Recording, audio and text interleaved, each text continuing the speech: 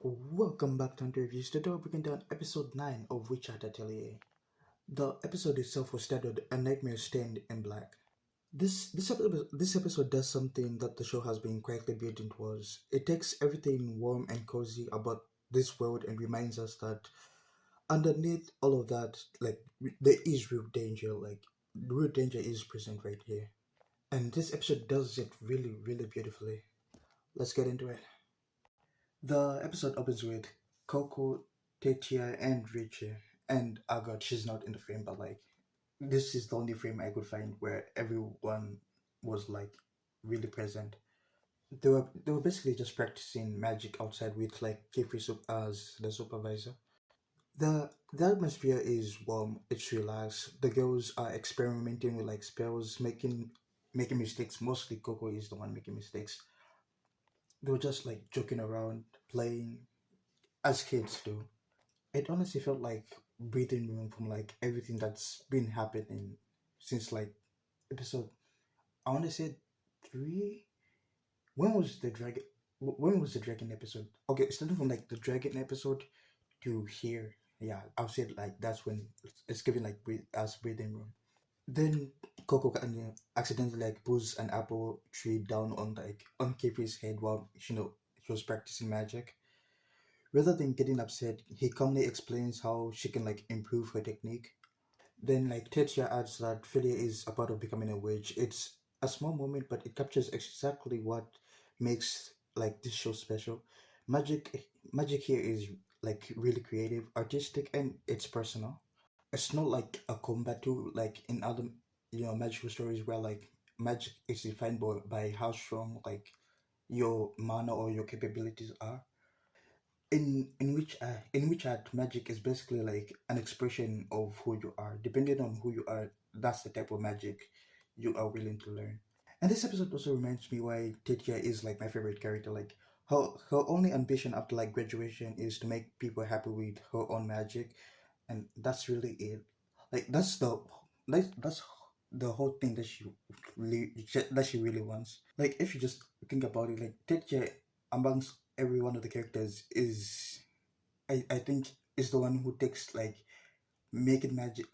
She's basically the only one who, I won't say she has no worries because we still don't know much about her, but she she's just a caring person in general. Even from the I I still I don't know the number episode which the dragon is, but when she knew Coco was upset because she she I only say that she blamed Coco, but I thought it was a spur of the moment. Everyone was in danger. Even during the sense of crisis, she was putting Coco's feelings in mind, if you get what I mean. While racing together, the girls discuss the Pentagon of I think proving the Pentagon of proving. The 5 tests every witch must eventually pass. Kifri walks through them each one, and then the conversation quietly reveals who each of these girls actually are underneath their apprentices. Tetia wants to design her own witch hat someday. Agatha wants to become a librarian in the Tower of Thomas. Because I think each and every one of every one of I think from for generations, everyone who's from Agatha's family become become librarians in the Tower of Thomas. So I think her goal is proving herself to her family. So becoming someone who works at the Tower of Thomas is something that she's aiming for. And then we also find out that Richie hates tests entirely and resents being told how to learn magic itself. She basically hates how like how in how in the magic test you're supposed to use a specific type of magic. She wants to be able to draw and use the type of magic she wants. And I'm fully with Richard on this. I had the test this Friday, so it's basically yesterday. Like every working moment between between a Monday and Friday was just basically me studying the whole day. Even since my test was second period, I spent the entire morning and the first period just studying for a test. So the spirit of frustration just lives in me. I understand where Tete is coming from, where Richard is coming from, because Everyone does hate doing this. Like, and then the mood kind of shifts like completely. Like Coco wakes up alone in total darkness. She kind of hears her mother's voice, and she runs towards her, which is during like this scene itself. And then she kind of just watches her mother, push her aside and become blaming her for the situation. And then she starts becoming stone again.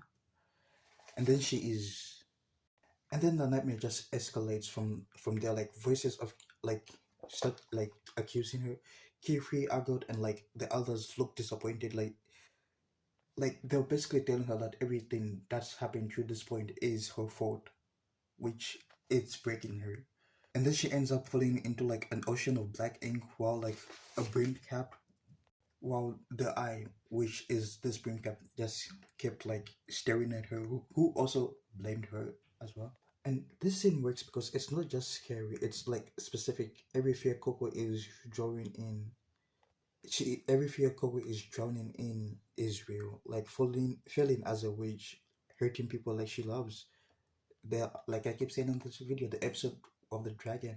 The first episode itself, she made her mother into stone. We don't know if we can even turn her back. We're basically praying on a whim that we get into like the Tower of Tombs, pass the test, and then find the book. Even if we find the book, we don't even know if the book will work itself. Will we be able to turn her back?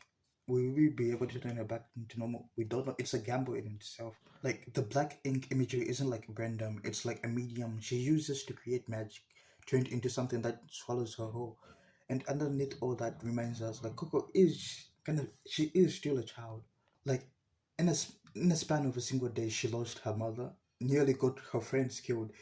She has been carrying that weight alone ever since then. We see her smiling over constantly. We see how she enjoys like magic, but like underneath all that, she is just like a child who lost everything because of something that she loved. She didn't lose. She was too hasty in a sense, to the point where now she lost everything, and she is constantly losing everything. She is close to losing everything. While Coco sleeps, Kifri is quickly investigating the strange magic hidden in the inside like the ink itself. He identifies it as like a queen bottle spell once used by like healing witches to to just share medicine across like distances, which is was later forbidden. I don't know why it was later forbidden, because magic is used to make people happy, and having medicine isn't that something that can make people happy. I don't know why it was banned, because for all the magic, I think like healing magic should be the only one that should have been left. You know, should never have been banned. When he attempts to like remove the seal, the bottle itself, everything goes wrong at once. The spell activates, lightning shocks him, like he was trapped in water, and then lightning shock. And then as he's on the ground, a brimmed cap just appeared. I keep forgetting his name. I'm just calling him the Eye, because the eye on his head. He just kind of like appears, destroys the bottle, steals the seal, and then vanishes into like complete darkness. And this scene just made me think a lot. Like Kifri, who's presented as the most capable person in the story, gets overwhelmed completely and immediately. It wasn't even a fight itself. Like the moment lands out, because the show has spent like 8 episodes building his image as someone calm, calculated, and in control. Watching that image crack in real time tells you everything, exactly how dangerous the brim caps actually are. Like we really have been underestimating them. Even now, even before this scene, I was underestimating them. I thought Kifi could like easily one shot them, but turns out we can't really do that. And it also raises like a lot of questions, like what did they do to him in the past? What's their actual motives? Every episode deepens these questions without even answering them, and like I really need to know like what is the motives of the green caps? What's their end goal after this? After this, after the attack, Kefi's hand remains numb from like the magic shock. He hides it from the girls, and the next morning, Coco can also barely sleep, because she spent the rest of the night after the nightmare just working on her magic, just practicing.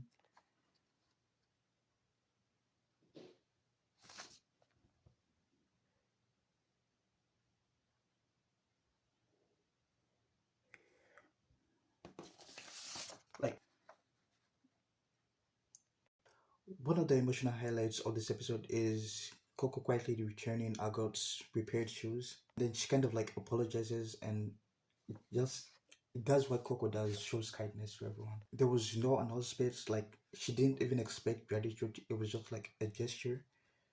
And like Ago doesn't really know how to process it. Like she asks why Coco would like help her even after like everything that had happened, which Coco just simply explains like during the Da Vinci test, like taking the test was dangerous, but like she did it on her own like decision.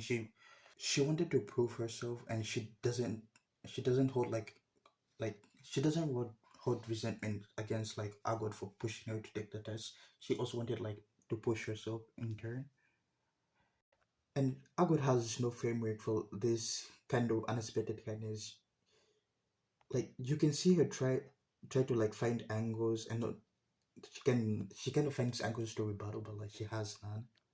It's like the real first crack in the walls she's built around herself, and it's significantly precious because neither of them kind of make a big deal of it out of it. But you can also see how Agot kind of she was holding like she thought Coco was holding resentment, but like turns out she wasn't really holding any resentment. So like I don't know what she's feeling, but like she's feeling something. Right after this moment progresses, Coco kind of collapses out of exhaustion. Like she's been overstudying, overworking, and carrying like emotional drama for like weeks now. We don't know how long she's been spending the nights just working. Her body finally kind of stops cooperating itself.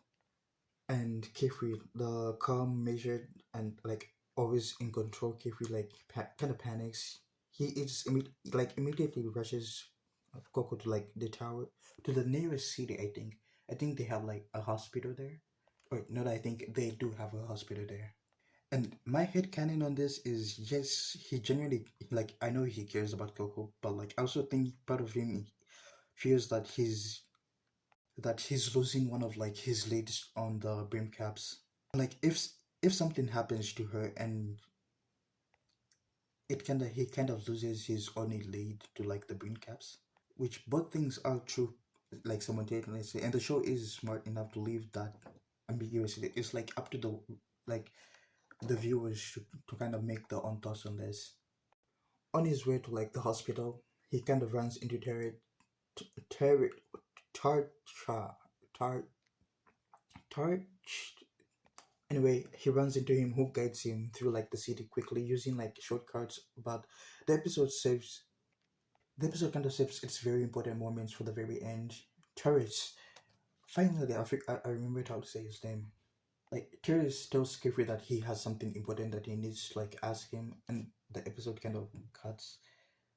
Like what we all know what Terrace wants to act like. Terrace's grandpa couldn't really remember like the mysterious flash of light connected like to the Knights of Morales incident. Terrace we Terrace himself has been quite like piecing things together. He's getting like closely suspicious of like memory magic is involved. We know mages at the Knights of Morales use it a lot. Even mages use it to like wipe people's memories out. So he believes like Kefri also wiped his grandfather's memories as out, and I also believe that because I doubt someone can forget about that type of flash of light. And my I wholeheartedly believe 100% like if we did erase a portion of that memory itself. And like I really hope like he doesn't lose his memories in the next episode. Like after everything Terry carries around, like he doesn't like he knows about magic, but like he's incapable of using magic. And like I think it would be sad if he like lose his memories, but like I would also find it funny. Like I'm not like it's I if there's a 90% chance I feel like Keith will erase Terry's memories if he kind of starts suspecting him, because we know Keith is willing to do everything for the for the for the information about the Beam Cups not being told to the Knights of Morales. Anyway, that's the end of the review, and here's the question of the day. Terrace is clearly starting to suspect something. Do you think Kiri will come clean about erasing Nolan's? I think it's Noah's. I keep saying Nolan, it like from Invisible, but his real name is not Noah's. Anyway, erasing Noah's memories, or will he find a way to like redact Terry's suspicion before like the truth comes up? Will he find a way to like dodge the question? Let me know in the comments. If you enjoyed the video, please leave a like and subscribe. I'm Hunter, and I'll see you in the next one.